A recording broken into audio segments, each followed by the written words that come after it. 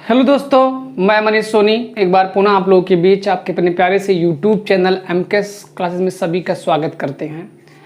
आज यह वीडियो ब्राह्मणी कक्षा के लिए भौतिक विज्ञान के chapters number 1 Coulomb's law and electric fields मतलब कूलॉम का नियम तथा वैद्युत क्षेत्र थ्योरी पोर्शन तो हम लोग ख़त्म कर चुके हैं और न्यूमेरिकल में हम लोग कंटिन्यू हैं। न्यूमेरिकल्स में अभी हम लोग 1 से लेकर के 9 क्वेश्चन तक कवर कर चुके हैं और आज हम न्यूमेरिकल के क्लास को कंटिन्यू करते हैं क्वेश्चन नंबर 10 से। अब आइए चलते हैं क्वेश्चन नंबर 10 क्या कह रहा है, आप बोर्ड पर देखिएगा, हम बुक अपना देख रहे हैं। क्वेश्चन नंबर 10 क्या कह रहा है, एक यूरेनियम 92,238 का मतलब एक हमारे पास एटम है, उसका नाम यूरेनियम है जिसका परमाणु क्रमांक 92 है और उसी का परमाणु भार कितना है 238 है। एक यूरेनियम 92,238 परमाणु अल्फा कण उत्सर्जित करता है। अल्फा कण का क्या कर रहा है, उत्सर्जन कर रहा है। यदि किसी क्षण अल्फा कण विघटित परमाणु के केंद्र से 9 × 10⁻⁻15 मीटर की दूरी पर हो तो अल्फा कण पर कितना बल कार्यरत होगा। तो चलिए चलते हैं, सबसे पहला चीज देखते हैं, जब यूरेनियम 92,238 से अल्फा कण का विघटन होता है तो क्या होता है। तो आइएगा, यहाँ से हमारे पास ठीक है ना, यूरेनियम है 92,238 है और इससे हमारे पास एक अल्फा कण का मतलब हीलियम का नाभिक होता। अल्फा कण की उत्सर्जन हो रहा है, विघटन हो रहा है मतलब कमी होगा। तो एक हमारे पास कोई एटम होगा और मान लेते हैं उसका जो है यूरेनियम को यू से, और हमें नहीं पता है कि 90 किसका परमाणु क्रमांक है क्योंकि हम केमिस्ट्री नहीं पढ़ाते हैं। बस मुझे इतना ही पता है कि यूरेनियम है, परमाणु क्रमांक 92 है, 238 है। जब उससे अल्फा कण का उत्सर्जन होगा, जैसे मान लेते हैं सोडियम है, सोडियम का परमाणु क्रमांक कितना होता है 11 होता है। अब क्या होता है, अगर इससे अल्फा कण का उत्सर्जन होगा तो इसके परमाणु क्रमांक में 2 की कमी होगी। तो 2 की कमी का मतलब 11 में से 2 गया 9, और 9 किसका होता है, oxygen, neon, hydrogen, helium, lithium, beryllium, boron, carbon, nitrogen, oxygen, fluorine, ठीक है ना। फिर कल बाहर आएगा ऑटो, फ्लोरीन होता है, ठीक है ना। तो जब सोडियम परमाणु से एक अल्फा कण का विघटन होगा तो एक नया एलिमेंट हमारा तैयार होगा, उसका नाम है फ्लोरीन, और जिसका परमाणु क्रमांक कितना हो जाएगा 9 हो जाएगा। अब क्या होगा कि जो अल्फा होता है हीलियम का नाभिक होता है जिसका परमाणु क्रमांक 2, परमाणु भार कितना होता है 4 होता है। तो यहाँ से परमाणु क्रमांक 11 है, परमाणु भार कितना होता है इसका 23 होता है। तो जब इससे अल्फा कण निकल जाएगा तो इसके परमाणु क्रमांक में 2 की कमी होगी और परमाणु भार में कितने की कमी होगी 4 की। यहाँ तो मुझे पता है कि परमाणु क्रमांक 9 वाला तत्व का नाम फ्लोरीन है, लेकिन मुझे नहीं पता इसलिए मैंने वहाँ यक्स लिख दिया, ठीक है ना।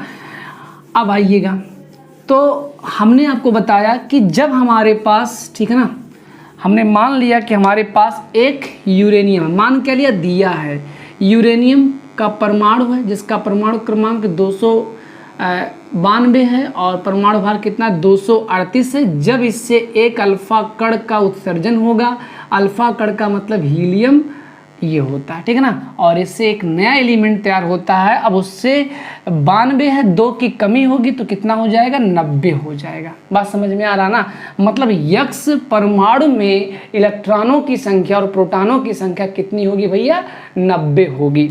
ये हो गया। अच्छा, मुझसे क्या पूछा है, अल्फा कण पर कितना बल कार्यरत होगा।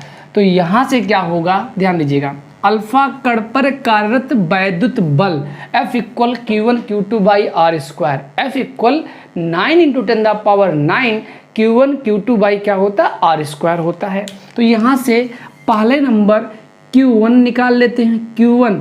अच्छा, Q बराबर क्या होता है, यानी होता है, यानी अब यहाँ से क्या हो जाएगा N1 कर देते हैं, और इसमें कितने, ठीक है ना, परमाणु, इसमें कितने इलेक्ट्रॉन है 90, तो 90 और 1 इलेक्ट्रॉन प्रवेश 1.6 × 10⁻⁹ होगा।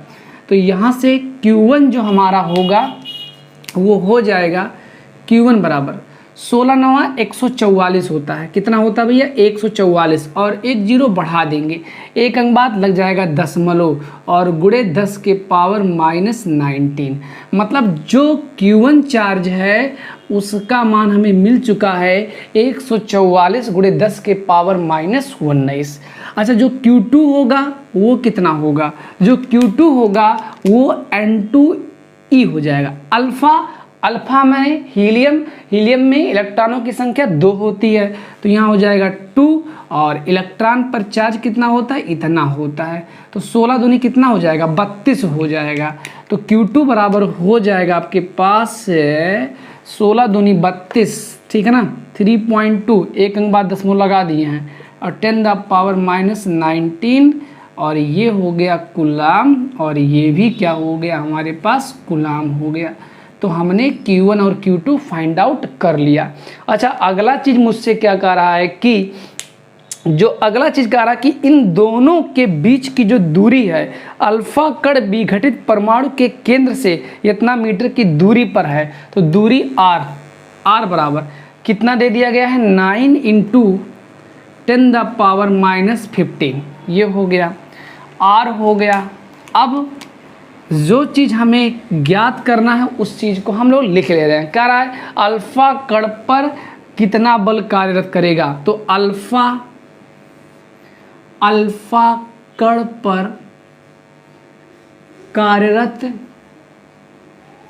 बल, ठीक है ना, कूलाम के नियमानुसार बल F बराबर 9 × 10 the power 9 Q1 Q2 by R², ठीक है ना।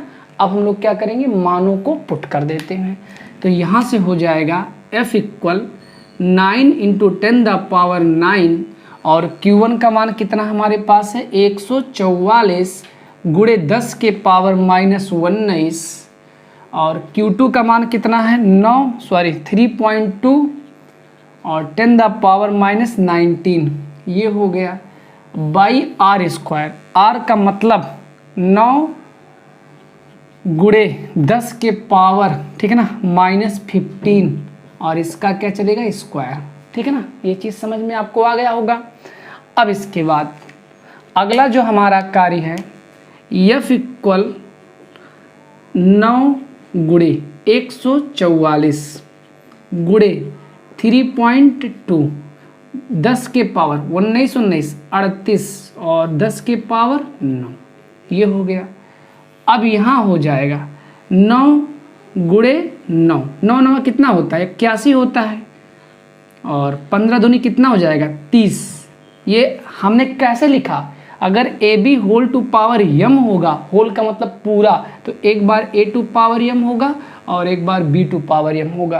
तो यहाँ एक बार 9 के स्क्वायर होगा, तो 9 9 कितना होगा? 81, और जब पावर के ऊपर पावर होता है तो उन पावरों का आपस में गुणा होता है, तो 15 दूनी कितना हो जाएगा आपके पास? 30 हो जाएगा। ये चीज़ हो गया। इसके बाद आइए अगला चीज़ क्या है, थोड़ा सा मार झगड़ा हो जाए, ठीक है ना। 9 × 1 = 9, और 9 9 81, ठीक है ना। यहाँ से भी काट दे रहे हैं इसको। 9 × 1 = 9, 9 × 1 = 9, 9 5 14, 54 हो गया, 9 6 54, 16 हो गया। अब इसके बाद F बराबर 16 दूनी 32, 32 के 2 हासिल 3, 16 3 48, 48 2 50, और एक कितना होता है? 51, और एक अंक बाद क्या लगा दिए? दशमलव गुणे। अब इसके बाद में 38, ठीक है ना, ध्यान दीजिएगा, 10 द पावर -38, और गुणे 10 द पावर 9, और ये ऊपर जाएगा तो निगेटिव पावर क्या हो जाएगा? पॉजिटिव, तो 10 द पावर +30 हो जाएगा। इतना बात समझ में आ गया ना। और 30 और 9, ठीक है ना, ध्यान दीजिएगा, A टू पावर m, ठीक है ना, और A टू पावर n, और A टू पावर अगर P है, मतलब दो सबका आधार इक्वल हो जाए और घात कुछ भी हो, तो उस सिचुएशन में उनके घात आपस में क्या होते हैं? चिन्ह सहित जुड़ जाते हैं। तो यहाँ भी आपको दिखाई दे रहा होगा, हालांकि ये चीज़ बताने लायक नहीं, आप लोग क्लास 12 में पहुँच गए हैं, आपके स्टैंडर्ड के अकॉर्डिंग हमें बताने की आवश्यकता नहीं है, आप लोग खुद जानकार होंगे। लेकिन चलिए हम बता दिए कि कुछ लोग नहीं जानते होंगे तो जान भी गए होंगे। अब F बराबर हो जाएगा यहाँ से 51.2 और 10 के पावर 30 और 9 39 और -38, तो यह बराबर हो जाएगा 51.2। 39 में से 38 गया, 1 गुणे 10 बचेगा। इसको थोड़ा सा हल करेंगे हम लोग और नीचे कर दो। अब हो जाएगा F इक्वल, ठीक है ना, इसका गुणा करेंगे तो 51, 2 1 0 बढ़ जाएगा, 1 अंक बाद दशमलव, तो ये हो जाएगा 512 न्यूटन। 512 न्यूटन। इसको थोड़ा और अच्छा लिखना चाहते हैं तो लिख दीजिएगा 5.12 इंटू 10⁻² न्यूटन। तो इस प्रकार से अल्फा कण पर, ठीक है ना, अल्फा कण पर जो कार्यरत बल होगा, वैद्युत बल होगा, वो होगा 512 अथवा 5.12 इंटू 10⁻² न्यूटन। ठीक है ना। एक बार पुनः हमने आपको बताया कि ये चीज ध्यान दे दीजिएगा, विघटन का मतलब क्षय और क्षय का मतलब क्या होता है, कमी। क्षय का मतलब क्या होता है, कमी। हमारे पास एक एलिमेंट था जिसका नाम यूरेनियम 92-238 था। यूरेनियम का परमाणु क्रमांक 92, परमाणु भार 238। हमें परमाणु भार से यहाँ कोई कंपेयरिंग नहीं करना है। अल्फा कण जब यूरेनियम से निकलेगा तो उस दशा में क्या होगा, एक नया एलिमेंट आपका तैयार होगा। और चूंकि 90 सबको याद वाद नहीं होता, हमको भी नहीं याद है, ठीक है ना। तो हमने माना कि जब यूरेनियम से अल्फा कण निकलेगा तो एक नया परमाणु बनकर तैयार हो जाएगा X, और इसका परमाणु क्रमांक 90 डिफिनिट होगा, क्योंकि 92 में अगर 2 की कमी कर देंगे तो कितना होगा, 90। अच्छा, हम 2 की कमी ही क्यों कर रहे हैं, क्योंकि उस एलिमेंट से अल्फा कण का उत्सर्जन हो रहा है। अल्फा का मतलब हीलियम, मतलब 2 4, मतलब परमाणु क्रमांक में 2 की कमी होगी और परमाणु भार में 4 की कमी होगी। तो उसलिए हमने Q1 बराबर N1E, कितने इसमें इलेक्ट्रॉन्स हैं, 90, एक इलेक्ट्रॉन प्रवेश इतना, तो Q1 निकल गया। Q2 बराबर N2E। अब हीलियम में कितने इलेक्ट्रॉन होते हैं, 2 होते हैं, और E का मान इतना। इसको हल किया, R तो दिया गया था।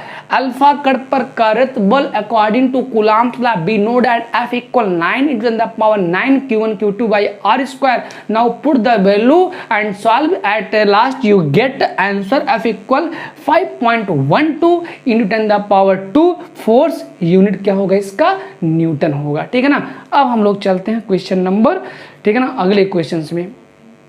चलिए, इसके बाद आपका आता है क्वेश्चन नंबर 11, ठीक है ना। क्वेश्चन नंबर 11 क्या कह रहा है, किसी को कोई समस्या हो तो हमसे आप लोग विदाउट हिजिटेशन के शेयर कर सकते हैं।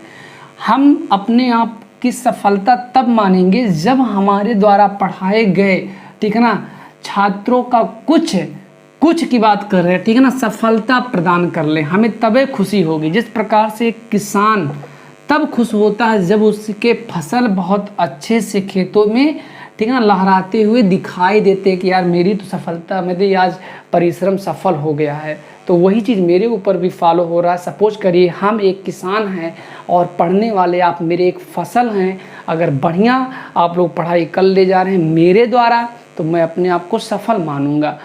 उसीलिए मैं बार बार कह रहा हूँ, सफल होने के लिए ही मैं बार बार कह रहा हूँ। अगर आपको हमसे कोई समस्या है तो हमें बताइए, चूँकि अभी हम यूट्यूब पर न्यू आए हैं, ठीक है ना। स्थिति ला दी है, एक प्लेटफॉर्म जो मुझे यूट्यूब का मिला है वो एक ऐसा, आप जानते ही कोरोना चल रहा है इस समय, तो एक अपॉर्चुनिटी मिला है। तो उस अपॉर्चुनिटी के अनुसार ही हम अपने आप में एक यूट्यूब प्लेटफॉर्म को सेलेक्ट किए हैं, और हम चाहते हैं कि सभी लोग पढ़ाई करते रहें हमारे द्वारा, फिजिक्स की, मैथ की। और अगर हमसे आपको कोई समस्या है तो आप उसका विदाउट हिजिटेशन आप निदान करवा सकते हैं। चलिए, अगला क्वेश्चन क्या कह रहा है कि दो अल्फा कण परस्पर 0.1 एंगस्ट्रॉम, ध्यान दीजिएगा, अगर नाम नहीं सुने होंगे, हालांकि 9 से एंगस्ट्रॉम आता है। एंगस्ट्रॉम को कुछ इस प्रकार से रिप्रेजेंट किया जाता है, और एंगस्ट्रॉम कभी भी हटेगा तो 10 द पावर -10 आएगा। बात समझ में आ रहा ना। एंगस्ट्रॉम कभी घटेगा तो 10 द पावर -10 मीटर, अर्थात एक एंगस्ट्रॉम बराबर कितना होता है 10 द पावर -10 मीटर होता है। एक माइक्रोन बराबर कितना होता है 10 द पावर -6 मीटर होता है। तो जब हम क्वेश्चंस लगाते हैं तो एंगस्ट्रॉम को, माइक्रोन को, मिली को, किलोमीटर को, सबको क्या करते हैं कन्वर्ट कर लेते हैं, अपने अनुसार वो चीज़ हो जाता है। तो दो अल्फा कण परस्पर 0.1 एंगस्ट्रॉम की दूरी पर हैं, तो अल्फा कणों की दूरी r कितना दे दिया गया है 0.1 एंगस्ट्रॉम। एंगस्ट्रॉम शब्द हटेगा तो कितना आएगा 0.1 10 द पावर -10 मीटर, ठीक है ना। इसके बाद उनके बीच कार्यरत वैद्युत प्रतिकर्षण बल की हमें क्या करना है उनके बीच कार्यरत वैद्युत प्रतिकर्षण बल की गुरुत्वाकर्षण बल कितने गुना है। बहुत अच्छा सवाल है। हमने आपको जब इलेक्ट्रिक फोर्स और ग्रेविटेशनल फोर्स में कंपेयरिंग कराया तो हाँ हमने आपको बताया था, ठीक है ना। लेकिन चलिए एक बार पुनः आ गया तो वहाँ भी हम बता दे रहे हैं। आइएगा, दूरी r इतना है और हमने एंगस्ट्रॉम को, ठीक है ना, हटा करके 10 द पावर -10 मीटर लाया। अब इसके बाद क्या है Q1 बराबर अल्फा। अल्फा का मतलब क्या होता है देखिए, एक बार हम पुनः बता दे रहे हैं। अल्फा का मतलब हीलियम, हीलियम का मतलब 2 4, ठीक है ना। इसका अगर कितने इलेक्ट्रॉन होंगे, आवेश इसका कितना होगा तो 16 दूनी 32, 3.2 10 द पावर -19 कूलाम, ठीक है ना, ये चीज़ होगा। Q2 भी कितना होगा 3.2 10 द पावर -19 कूलाम, क्योंकि दोनों ही हमारे पास अल्फा कण हैं। क्या हैं अल्फा कण हैं, ध्यान दीजिएगा। एक अल्फा कण यहाँ है और एक अल्फा कण यहाँ है, ठीक है ना। और इनके बीच का जो डिस्टेंस दे दिया गया है वो दे दिया गया है 0.1 एंगस्ट्रॉम। एंगस्ट्रॉम को हमने मीटर में कन्वर्ट कर लिया है। अब इसके बाद हम लोग निकाल रहे हैं इलेक्ट्रिक फोर्स। इलेक्ट्रिक फोर्स यहाँ थोड़ा सा Fe लिखने का रीज़न ये है क्योंकि यहाँ 2 टाइप फोर्स आए हैं, एक ग्रेविटेशनल आया है और एक इलेक्ट्रिक आया है, इसलिए थोड़ा सा, ठीक है ना, इंडिकेट करेगा कि हाँ ये इलेक्ट्रिक फोर्स है। तो Fe इक्वल फार्मूला होता है 9 10 the power 9 Q1 Q2 by r²। ये हमने इलेक्ट्रिक फोर्स। इसके बाद सभी वैल्यू को हम लोग क्या करेंगे भैया पुट कर दे रहे हैं। तो Fe इक्वल हो जाएगा आपके पास 9 10 द पावर 9 और Q1 कितना हमारे पास है 3.2 10 द पावर -19 और जो Q2 हमारे पास है वो कितना है 3.2 10 the power -19 by r²। r का मतलब 0.1 10 द पावर -10 का होल स्क्वायर। अब Fe इक्वल हो जाएगा आपके पास, ठीक है ना, 9 दूनी 18, 8 हासिल 1, 9 त्रिक 27 और 1 कितना होता है 28 होता है। एक अंक बाद क्या लगा दिए दशमलव लगा दिए, ठीक है ना।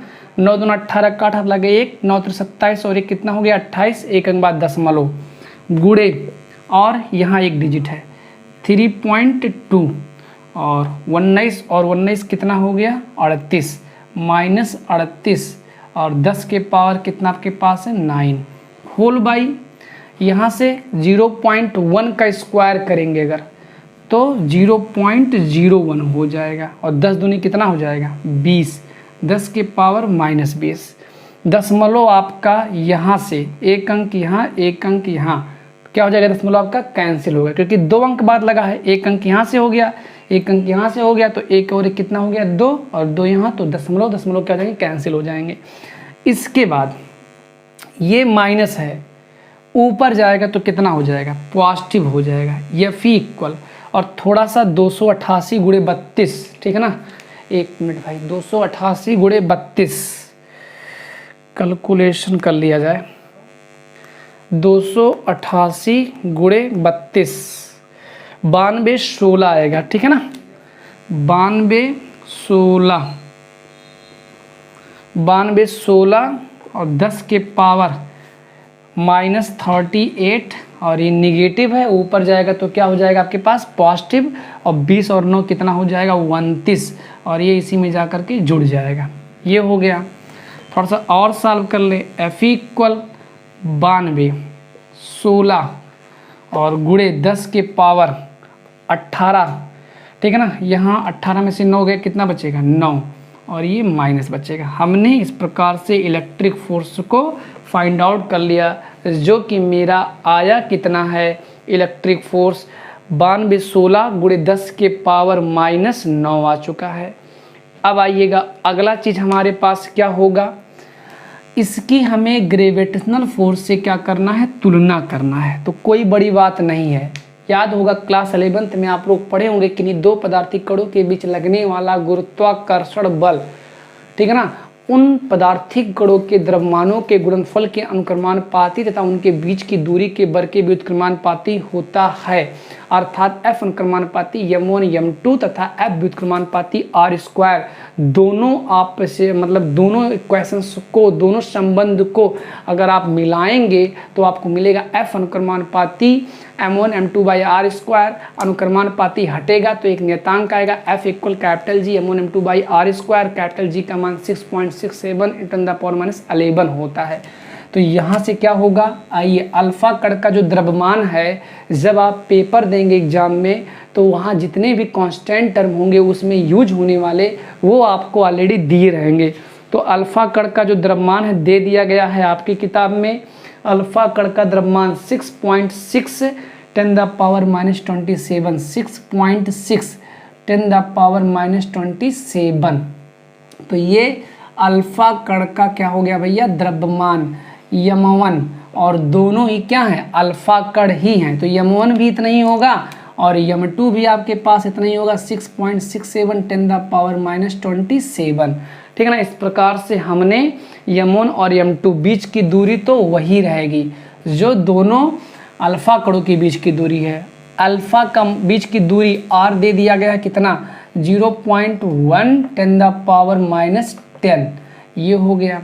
अब होगा क्या, ग्रेविटेशनल फोर्स Fg इक्वल 6.67 10⁻11 और m1 m2 बाई क्या होता है r²। Now put the value of m1 m2 and r, then we get Fg equal, थोड़ा सा घुमा दो, Fg इक्वल हो जाएगा आपके पास 6.67 10⁻11।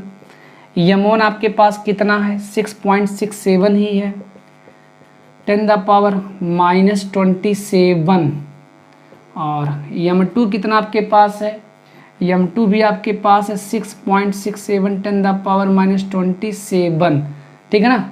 और इसके बाद में होल बाई r², r का मतलब 0.1 10⁻10 का स्क्वायर चलेगा, ठीक है ना। अब इसको थोड़ा सॉल्व कर लिया जाए। Fg इक्वल 6.67 ट्रिपल टाइम है, 6.67 6.67 और 10⁻, ठीक है ना, 27 27 54 और 54 11 4 1 5 5 1 6 65, ये हो जाएगा, ठीक है ना। और इसके बाद में बाई इसको हल करेंगे तो 0.01, 10 दूना कितना होता है 20 होता है। अब इसको हल करेंगे, दशमलव से क्या हो जाएगा, ये चीज़ कैंसिल हो जाएगा। Fg इक्वल आपको मिलेगा क्या, 667 गुणे 6.67 और 10 के पावर -65, और ये निगेटिव है, ऊपर जाएगा तो पॉजिटिव हो जाएगा, ठीक है ना। देखो आ रहा है। इसके बाद क्या होगा, अगला कार्य ध्यान दीजिएगा, Fg इक्वल हो जाएगा आपके पास, थोड़ा सा इसको हम मोबाइल से भाई इतना लंबा चौड़ा गुणा करना है, 667 गुणे 6.67 आपको मिलेगा 29,674.09 गुणे 10 के पावर 5, 6 में से 2 गया 4 -45, इतना तो मुझे मिल गया भैया, Fg मिला, ठीक है ना। अब अगला कार्य हमें क्या करना है, ध्यान दीजिएगा, अगला कार्य हमें Fe/Fg कर लेते हैं। मतलब जब हमें तुलनात्मक अध्ययन करना होता है तो हम डिवाइड प्रोसेस को फॉलो करते हैं। मतलब एफ में हमने एफ जी को डिवाइड कर दिया। एफ का मान कितना है 92 16 और 10 के पावर कितना है माइनस में 19 होल बाई 29 67 4.09 गुणे 10 के पावर -45 ये चीज़ हो गया। अब यहाँ से क्या होगा F E by F G equal, अब यहाँ से दशमलव हटेगा तो ऊपर 2 जीरो हमारे क्या हो जाएंगे बढ़ जाएंगे, तो यहाँ से कम कर ले रहे हैं गुणे 10⁻² कर ले रहे हैं। अब हमारे पास बचा क्या 92 16 बटे 29 674 09 मतलब इकाई दाई सैकड़ा हज़ार 10,000 लाख, ठीक है ना। थोड़ा लंबा भाई कैलकुलेशन होने वाला है। और 45 निगेटिव है तो ऊपर जाएगा तो 45, पॉजिटिव हो जाएगा तो 45 और 2 ऐड कर देंगे तो 47 हो जाएगा, और माइनस कितना हो जाएगा आपके पास 9 हो जाएगा। अब हो जाएगा F E by F G equal 92 16 और इसको उतार दे रहे हैं भाई। चलिए अब कितना गुणे 10 के पावर 17 में से 9 गया 8 और यहाँ 38 होगा, ठीक है ना। अब एक काम करते हैं भाग, कितने अंक हैं नीचे 1 2 3 4 5 6 7 7 अंक नीचे हैं और 4 अंक ऊपर हैं। एक काम करते हैं इसको हम लोग क्या करते हैं 5 जीरो दे देते हैं। F E by F G equal 92 16 5 zero इसको देते हैं, ठीक है ना। 1 2 3 4 5 और बटे 29 67 409 5 जीरो दे दिए हैं तो इसके पास 10⁻⁴ कितना बचेगा 38 था, 5 दे दिए 33 बचेगा। अब इसको थोड़ा सा अगर आप लोग सॉल्व कर लेंगे तो आपको मिल जाएगा लगभग 3.158 इंटू 10⁻35 मिलेगा। इतना गुना मतलब F E by F G equal आपको इतना मिलेगा। तो जी का गुना है भाग है, उधर जाएगा तो क्या गुना हो जाएगा। तो इस प्रकार से इतने गुने होंगे, हमने तुलना कर दिया। कुछ था नहीं यार इसमें, बस कैलकुलेशन था। ये मत समझो कि सर जी इतना लंबा चौड़ा क्या लगाए हैं, कुछ नहीं लगाए हैं, ठीक है ना। इतना तो हमारा क्लास 12 हो गया और इतना हमारा क्लास 11th हो गया।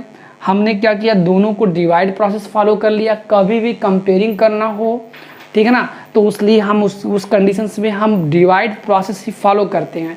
तो F E by F G कर दिया, सभी वैल्यू को पुट कर दिया और हमने मैथमेटिकल कैलकुलेशन कर दिया और इसके बाद हम इतना पा चुके हैं, ठीक है ना। थोड़ा कहीं अगर गलती भी हो कैलकुलेशन में तो आप उसको सही कर लीजिए, क्योंकि मैं यहाँ आपको कॉन्सेप्ट बताने आया हूँ, गुणा भाग सिखाने के लिए नहीं आया हूँ, ठीक है ना। तो चलिए चलते हैं, चीज़ को आप लोग नोट कर लीजिएगा। चलिए नोट कर लिए होंगे। हाँ एक चीज़ ध्यान दीजिएगा थोड़ा सा कि कहीं भी थोड़ा सा क्या होता है, कुछ लोग बहुत ज़्यादा अपने आप में सर जी मेरा इतना क्यों नहीं है। जैसे मान लेते हैं अगर कहीं 3 किसी का मान लेते हैं 3.13 10 के पावर आ गया 33 और किसी का आ गया 3.14 10⁻33 और किसी का आ गया 3.01 10⁻30, तो कोई लोग कहेंगे सर जी आंसर मेरा नहीं आ रहा है। देखिए बेटा जब बड़े लोग होते हैं तो छोटे लोग को हम लोग तुलना नहीं करते हैं। जैसे 10 की पावर 33 बहुत बड़ी संख्या होगी ना, और ये सब पैसे में चलना है, पूर्णांक आपका सही होना चाहिए और दशमलव के बाद जो आपके बचते हैं अगर ना मैच करें आंसर से तब भी आप अपने आप को सही ही मानिए, क्योंकि जब बड़े लोग होंगे तो छोटे लोगों की हम वहाँ गणना नहीं करते हैं। तो इसलिए मैं बार बार आपसे बता रहा हूँ कि कभी भी सवाल लगाते समय अगर आपको, ठीक है ना, दशमलव के बाद वाले अंक में कहीं प्रॉब्लम मिलता है तो आप क्या करेंगे उस चीज़ को अपने आप को सही ही मानेंगे, ठीक है ना। अब चलते हैं हम अगले क्वेश्चंस में। क्वेश्चन नंबर हमारे पास अब की बार आ गया है 12।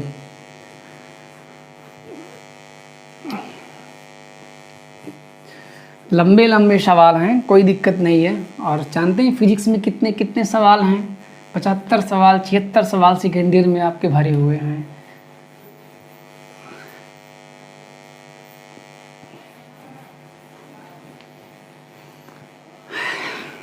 चलिए अगला क्वेश्चन क्या कह रहा है? कह रहा है कि दो सूक्ष्म गोलों में से 10⁵ इलेक्ट्रॉन की क्या है? कमी है। यदि उनके बीच की दूरी इतना है तो वैद्युत बल की हमें क्या करना है? गणना करना है। डरने की कोई ज़रूरत नहीं है। हमारे पास दो ठो छोट गोला हैं। क्या भैया? गोला, दो ठो छोट गोला हमारे पास है, ठीक है ना। और यह गोलवा के बीच के जो दूरी दे दिए बा, वो दे दिए बा कितना भैया? 1 मीटर दिया है। कितना दिया है? R = 1 मीटर दिया है। और प्रत्येक गोलों पर 10⁵ इलेक्ट्रॉन की कमी है। तो पहले हम दोनों गोलों पर उपस्थित आवेश की क्या कर लेते हैं? गणना कर लेते हैं।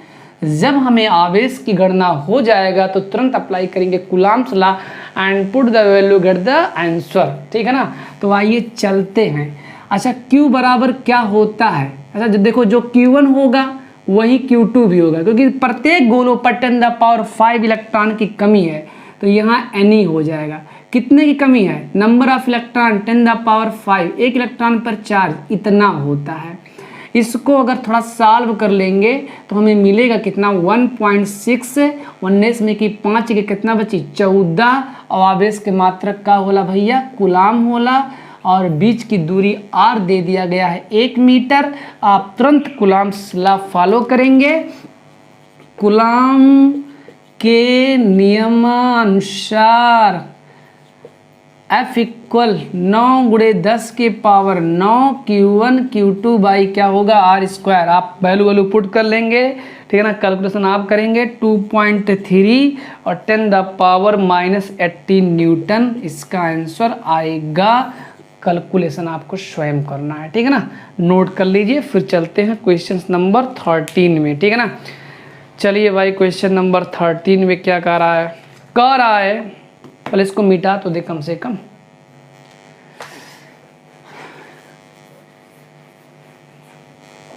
क्वेश्चन नंबर जो 13 बहुत प्यारा सवाल है, उसको हम पूरा लगाएंगे। कह रहा है कि दो सूक्ष्म गोलियों पर 80/3 × 10⁻⁻9 तथा 160/3 × 10⁻⁻9 कूलम्ब आवेश है तथा वे एक दूसरे से 0.10 मीटर पर स्थित हैं। उनके बीच वैद्युत बल ज्ञात करना है। यदि उन्हें एक तार द्वारा क्षण भर के लिए संबंधित कर दे तो बल कितना हो जाएगा? ठीक है ना। तो चलिए, दो केस हैं, एक एक केस, ठीक है ना, बारी बारी से फॉलो करते हैं, ठीक है ना। आइएगा, दो सूक्ष्म गोलियों, पहले गोली पर आवेश Q1, केस नंबर फर्स्ट हम लोग फॉलो कर ले रहे हैं, ठीक है ना। दिया है गिवन डेट, आवेश Q1, आवेश Q1 कितना दिया है?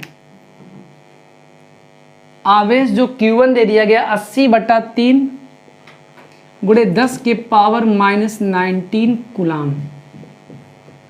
और दूसरा जो आवेश है Q2 वो है 160/3 × 10⁻⁻9, सॉरी यहाँ भी 9 ही है, ठीक है ना, कूलम्ब। ये हो गया। और इसके बाद क्या कर रहा है कि वायु में है, एक दूसरे से वायु में है, और दूरी कितना दे दिया गया? R 0.10 metre. ये हो गया केस नंबर फर्स्ट।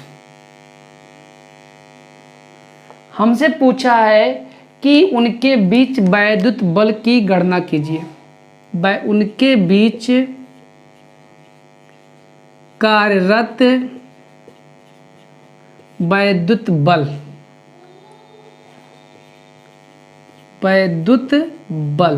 यह बराबर क्वेश्चन ऑफ मार्क, ठीक है ना।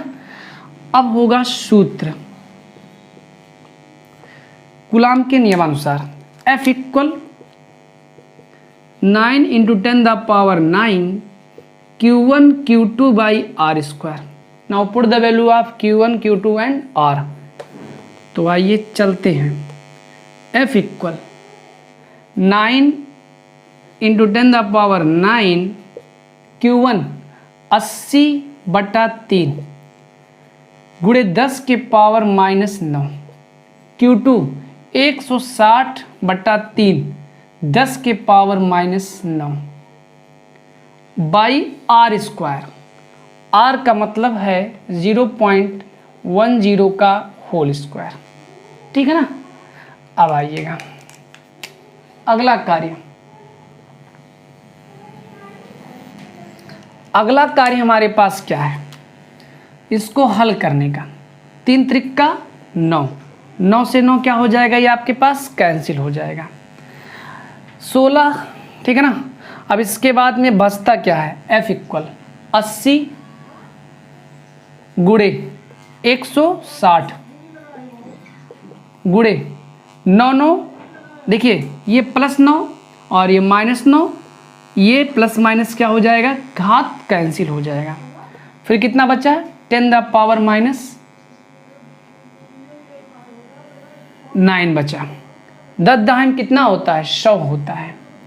और 2 अंक 4 अंक बाद दशमलव 2 इसका 2 मतलब 0.10 0.10 10 दहाई 100 और 4 अंक बाद दशमलव 1 2 3 4, देखिए 2 2 4 1 2 3 और 1 4 हो जाएगा।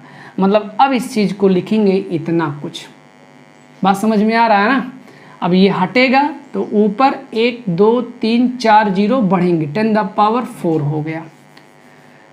अब इसके बाद में यहाँ से हो जाएगा F इक्वल 8 छक 16 अट्ठे 128, 8 छक 48 के 8 लगे 4, ठीक है ना। 8 एक 8 4 12 16 अट्ठे 128।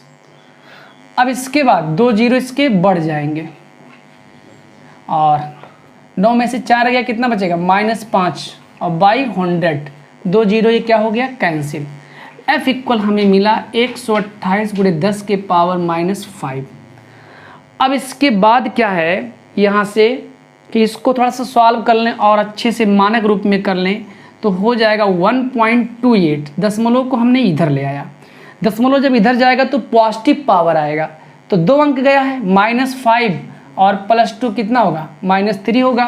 तो 10 द पावर -3 न्यूटन हो गया। हमने केस नंबर फर्स्ट को, ठीक है ना, सॉल्व किया, जिसका आंसर आ रहा है 1.28 इंटू 10 द पावर -3 न्यूटन आ गया। ये बात समझ में आ गया ना, कोई दिक्कत नहीं होगी। अब इसके बाद केस नंबर सेकंड क्या है, सबसे पहला चीज़ क्या कह रहा है, केस नंबर सेकंड में अगर हमारे पास दोनों आवेश हैं, एक आवेश Q1 एक आवेश Q2, अगर क्षण भर के लिए दोनों आवेशों को एक तार के द्वारा कनेक्ट कर दे तो उस दशा में आवेशों का पुनर्वितरण होगा। क्या होगा, आवेशों का पुनर्वितरण। ये तब तक होगा जैसे मान लेते हैं आपके पास 2 बर्तन हैं, दोनों बर्तन में आपके पास पानी है, क्या है, पानी है, और दोनों बर्तन में पानी है, एक बर्तन में पानी थोड़ा सा, एक बर्तन में पानी ज़्यादा है। अगर उनको एक हम तार मतलब एक नली के द्वारा जोड़ देंगे तो पानी ज़्यादा वाले में से कहाँ जाएगा, ज़्यादा वाले में से कहाँ जाएगा, कम वाले में जाएगा। तब तक जाएगा जब तक कि दोनों का लेवल इक्वल ना हो जाए। ठीक उसी प्रकार से इन आवेशों का आपस में पुनर्वितरण होता है। अगर हम उन आवेशों को क्षण भर के लिए जोड़ देंगे तो उन पर, ठीक है ना, आवेशों का पुनर्वितरण होगा और तब तक होगा जब तक कि दोनों आवेशों पर दोनों आवेश क्या ना हो जाए इक्वल। तो इस कंडीशन में क्या करते हैं, दोनों आवेशों का औसत लेते हैं। यदि दोनों सूक्ष्म गोलों को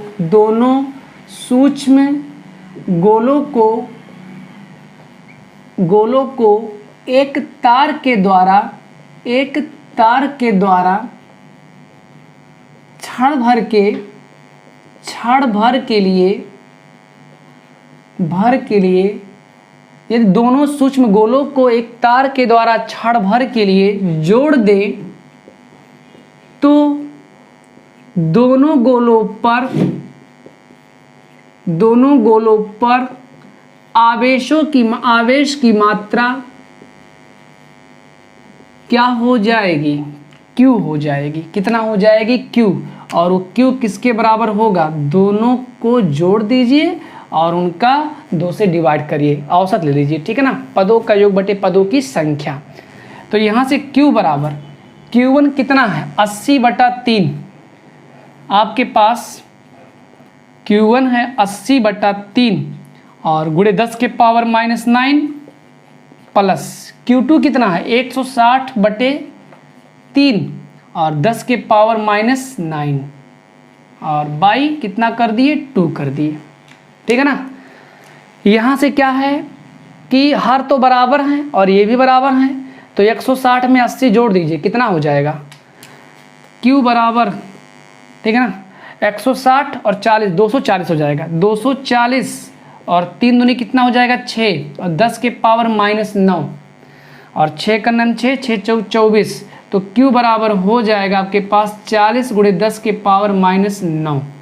मतलब अगर हम दोनों सूक्ष्म गोलों को एक तार के द्वारा जोड़ देंगे तो दोनों पर जो आवेश की मात्रा होगी वो हो जाएगा 40 गुणे 10 के पावर -9। अब कुछ नहीं करना है, अब क्या पूछा है तो बल कितना हो जाएगा। अब बल कितना हो जाएगा, तो अब जब आवेश बदल गए तो उनके बल भी बदल जाएंगे, तुरंत क्या करेंगे कूलम्ब्स लॉ फॉलो करेंगे, Q1 भी Q होगा, Q2 भी Q होगा और बीच की दूरी अभी भी वही है, put the value get the answer. और इस प्रकार से इसका जो आंसर आएगा 1.44 10 के पावर -3 न्यूटन, इसका क्या आएगा भैया आंसर आ जाएगा। एक बार पुनः मैं बता दे रहा हूँ, अगर दोनों चार्ज को एक वायर द्वारा कुछ समय के लिए कनेक्ट कर देंगे तो क्या हो जाएगा, आवेशों का पुनर्वितरण होगा, मतलब एक आवेश दूसरे आवेश में ट्रांसफर होंगे, ज़्यादा वाला कम में जाएगा, ठीक है, तब तक जाएगा जब तक कि दोनों पर आवेश की मात्रा समान ना हो जाएगी। कोई पूछे कितना होगा तो आप क्या करेंगे, दोनों आवेशों का औसत ले लीजिए, वही दोनों आवेशों का औसत दोनों सूक्ष्म गोलियों के आवेश के क्या होगा बराबर होगा। और इसके बाद अब Q1 भी Q होगा, Q2 भी Q होगा और बीच की दूरी भी अभी भी वही बरकरार है जो पहले था। अब फिर से आप कूलम्ब्स लॉ लगा दीजिए और एट लास्ट आपका क्या आ जाएगा आंसर आएगा। चलिए अगला क्वेश्चन चलते हैं। थोड़ा सा क्या ना कि लेंदी क्वेश्चंस हो जा रहे हैं, आप लोग सब्सक्राइबर बढ़वा दीजिए, फिर लाइव आएंगे फिर मज़ा आएगा, ठीक है ना। मतलब ये समझिए कि क्लास में जैसे हम लोग हैं उसी प्रकार से भी आप चैट कर सकते हैं, अपनी प्रॉब्लम तुरंत शेयर कर सकते हैं। फेसबुक पर तो लाइव में आता रहता हूँ। अगर आप लोग टेलीग्राम चलाते होंगे तो हमारे टेलीग्राम से भी आप हमसे मतलब कनेक्ट हो सकते हैं, जुड़ सकते हैं। आप अपने टेलीग्राम में जाइए और लिखिए MKS क्लासेस, फिर क्या करना है तुरंत मैं आप लोग से जुड़ जाऊंगा, ठीक है ना। वहाँ भी हम आप लोगों के लिए वीडियो भेज देते हैं। चलिए क्वेश्चन नंबर अगला बहुत ही सुंदर सा क्वेश्चन है। कह रहा है कि दो धन आवेश जो कि परस्पर 0.1 मीटर की दूरी पर हैं, एक दूसरे को 18 न्यूटन के बल से प्रतिकर्षित करते हैं। ये दोनों आवेशों का योग 9 माइक्रोकूलम हो तो उनके अलग अलग क्या बताना है मान। तो दो धन आवेश जो कि परस्पर 0.1 मीटर की दूरी पर हैं, तो R का मान कितना दे दिया गया है 0.1 मीटर। इसके बाद भी एक दूसरे को 18 न्यूटन के बल से प्रतिकर्षित करते हैं। यह बराबर 18 न्यूटन के बल से क्या करते हैं प्रतिकर्षित करते हैं, ठीक है ना। इसके बाद कर दोनों आवेशों का योग मान लेते हैं, आवेश Q1 और Q2 हैं और दोनों का योग दे दिया गया है कितना 9 माइक्रोकूलम, ठीक है ना। तो माइक्रो शब्द कभी भी हटेगा तो 10⁻⁻⁶ आएगा। तो Q1 + Q2 = 9 गुणे 10 के पावर -6 कूलम। इसके बाद करा उनके अलग अलग मान, Q1 बराबर क्वेश्चन ऑफ मार्क, Q2 बराबर क्वेश्चन ऑफ मार्क। बहुत ही सुंदर सवाल है। देखिए फिजिक्स उन्हीं का अच्छा होता है जो क्लास 10 तक मैथ पढ़े होते हैं, ठीक है ना। 11 12 में तो भी मैथ है ये है, लेकिन जो कुछ लोग क्या करते हैं खासकर लड़कियां 10 तक पढ़ेंगे गृह विज्ञान, ठीक है ना, और 11th में आ जा करके तुरंत ले लेती हैं साइंस साइड में बायोलॉजी। अब बायोलॉजी तो आप पढ़ ले जाएंगे, लेकिन फिजिक्स तो भैया बहुत ही डिफ़िकल्ट बात होगी। क्यों? क्योंकि आपने 9th में ही मैथ छोड़ा है, 8th तक मैथ पढ़ा, 9th से मैथ छोड़ दिया। 1 साल की बातें आप लोगों को नहीं याद रहेगी, तो 9th 10th 11th में तो आप मैथ से बहुत दूर है ना। तो कहीं किसी को हो सकता है बेसिक मैथ ना क्लियर हो, तो कहीं ना कहीं उनके लिए प्रॉब्लम क्रिएट करता है। तो इसलिए मैं बार बार एडवाइस देता हूँ उन बच्चियों को जो 10th तक क्या पढ़ती हैं भैया, गृह विज्ञान, 11th में आकर के भैया हम बायोलॉजी पढ़ेंगे, पढ़ो, लेकिन लीजिए प्रॉब्लम क्रिएट होगा ना। सब कुछ फिजिक्स पूरा न्यूमेरिकल मैथमेटिकल है, और फिजिक्स के साथ साथ केमिस्ट्री भी आपका न्यूमेरिकल पोर्शन अगर है, और है भी, फिजिकल केमिस्ट्री में भी आपके पास न्यूमेरिकल हैं, तो वहाँ भी आपको मैथ ही आवश्यकता होती है। तो साइंस साइड तबे पढ़िए जब 10th तक आप लोग मैथ लिए रहिए। और जहाँ तक मेरी सोच है कि प्रत्येक मतलब छात्र और छात्राओं को मैथ 10th तक तो पढ़ना चाहिए, ठीक है ना, खासकर उनको जिनको आगे चल करके बायो पोर्शन पढ़ना है। नहीं तो फिर भैया प्रॉब्लम आएगी जाएगी नहीं कभी। आइए तो चलते हैं, अभी देखिए कितना ढांसू मैथ आता है। F इक्वल 9 गुणे 10 के पावर 9 Q1 Q2 बाई क्या हो गया R square. Now put the value of F कितना है 18, 9 गुणे 10 के पावर 9 Q1 Q2, ठीक है ना, बीच की दूरी कितना है 0.1 का स्क्वायर कर दिए, इतना हो गया। अब आइएगा यहाँ से क्या होगा, अब देखिए 9 एक 9, 9 दूनी कितना हो गया 18, 2 और उसके बाद में बराबर 10 के पावर, चलो ना काटी रहा है दी, अब काट लिए, ठीक है ना, 18 और यहाँ 9 कर दिए। अब आइएगा यहाँ से क्या होगा 18 मतलब 18, 9 10 द पावर 9 Q1 Q2 हल करेंगे 0.01 मिलेगा, हटेगा तो ऊपर 10 के पावर 2 आ जाएगा, ठीक है ना, 2 अंक था, 2 जीरो बढ़ेगा ऊपर, 2 जीरो मान 100 होता है, 100 का मतलब 10 द पावर 2 होता है।